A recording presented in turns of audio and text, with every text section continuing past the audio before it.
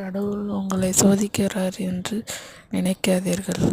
ஐய், உங்கள் கஷ்ட நேரத்தில் உங்களை சுற்றி நான் உள்ள நான் என்ன சொல்லுவேன்? போலி உறவுகளை உங்களுக்கு காமிக்கிறதுக்கு தான் உங்களை சோதிக்கிறாரு.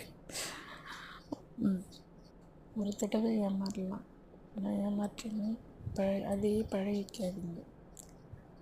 நல்லவன் இந்த உலகத்தில் 2 பேர் தான் வாழ முடியும். ஒன்று நல்லவங்க, இன்னொன்று கெட்டவங்க. நல்லவங்களாகவே ஏன் அவனை கடிக்கிற?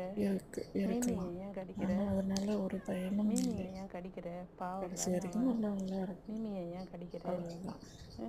கடிக்காத. நம்மளுடைய கஷ்ட நேரத்தில் நமக்கு உதவாத பணம், நம்ம கஷ்ட நேரத்தில் நமக்கு உதவாத பொருளும், நம்ம கஷ்ட நேரத்தில் நம்மளுக்கு கிடைக்காத பாசம், அழுகும் போது நம்ம கண்களை துடைக்காத கைகளும், இந்த எதுவுமே நம்மளுக்கு தேவைப்படாத போது கிடைக்காது. அது எந்த பயனும் இல்லை. அதனால் வாழும்போது நல்ல முறையில் எல்லாருக்கும் உதவி பண்ணி சந்தோஷமாக வாழ்க்கையை வாழ்ந்துட்டு